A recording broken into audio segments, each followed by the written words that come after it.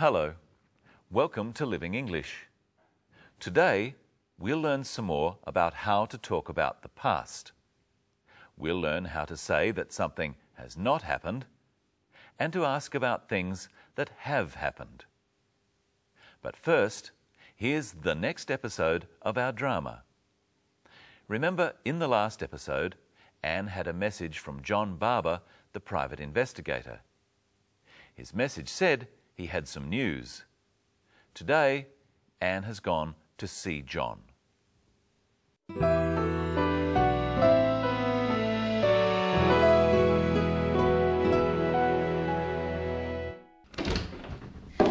Have you found my brother? Not yet. No. Not quite. But I have found something. What is it? I went to the university. You said he was a student. I spoke to his professor, the head of the course he studied. And what did he say? Does he know what happened? Well, no, not exactly.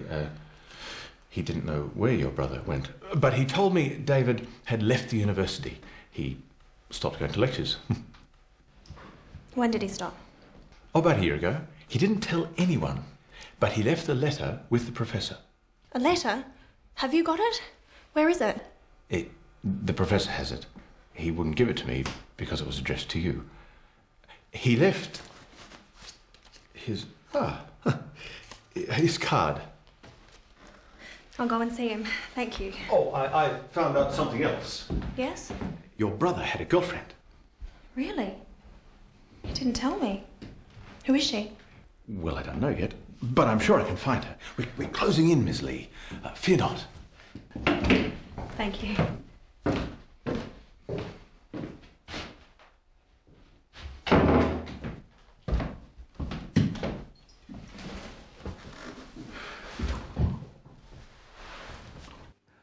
I'm sure they'll find Anne's brother in the future.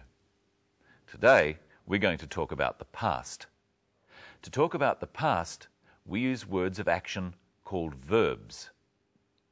See if you can hear the 5 verbs John uses to talk about past actions. I went to the university. You said he was a student. I spoke to his professor, the head of the course he studied.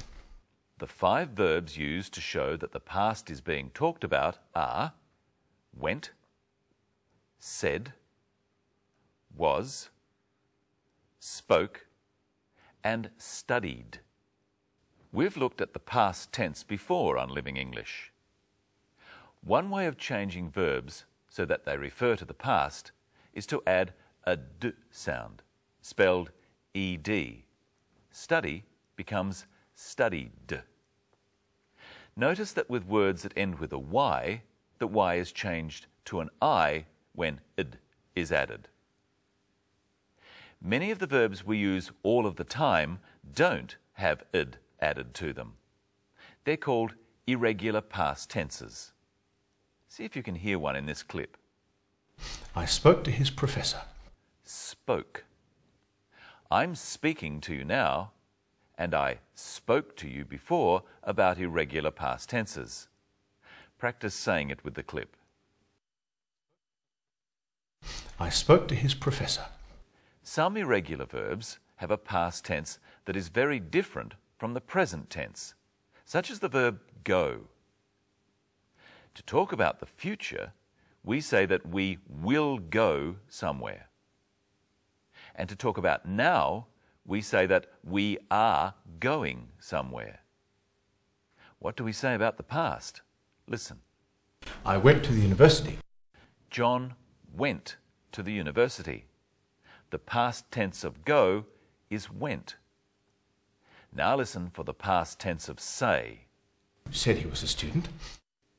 Said is the past tense of say. There are other ways of talking about the past where the verb doesn't change. Listen to Anne asking about the past without using the past tense of say. And what did he say? She uses the word did. What did he say? Did is the past tense of do. Did is a type of verb that's used with other verbs. In questions such as, what did he say?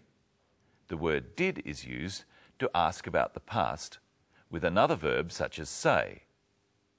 But we don't use the past tense of that verb. We say, what did he say? Not, what did he said? What did he say? Let's try guessing the questions to some answers. If he went to the university is the answer, the question is, where did he go? Okay, what's the question for this? He said nothing. What did he say? He went that way. Where did he go? She studied drama. What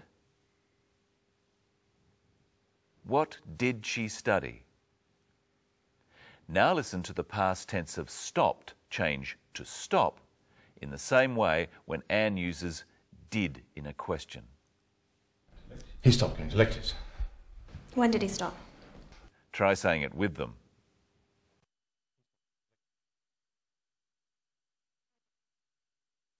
He stopped going to lectures. When did he stop? Stopped is the past tense of stop. But in a question about the past, we use did with stop. When did he stop? In the next clip, listen to John use the past tense of tell, told. He told me David had left the university. Now listen to this. He didn't tell anyone. Didn't is the short way of saying did not. He did not tell anyone. No one was told.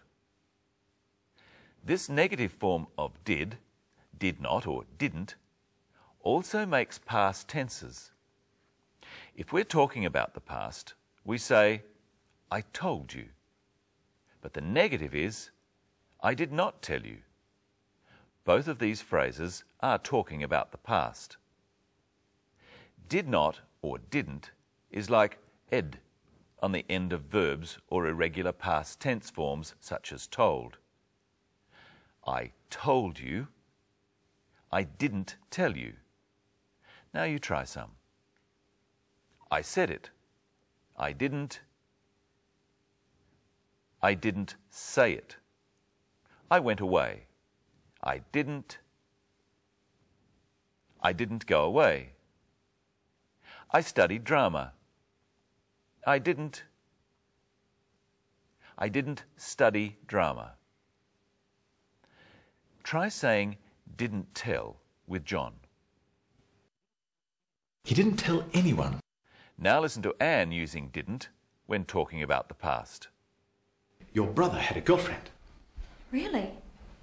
You didn't tell me. It's time to say hello to Michelle. Hello, Michelle. Hello, Brenton. Hello, everyone.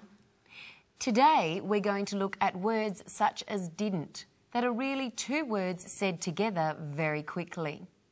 These words are called contractions. Listen carefully to what John says when Anne asks him who her brother's girlfriend is. Well, I don't know yet, but I'm sure I can find her. There were two contractions in that clip. What were they, Brenton? Don't and I'm. Don't is short for do not, and I'm is the contraction of I am. Let's listen in the next clip for the contraction of did not. He didn't know where your brother went. What's the contraction of did not? Didn't. Try saying it with the clip.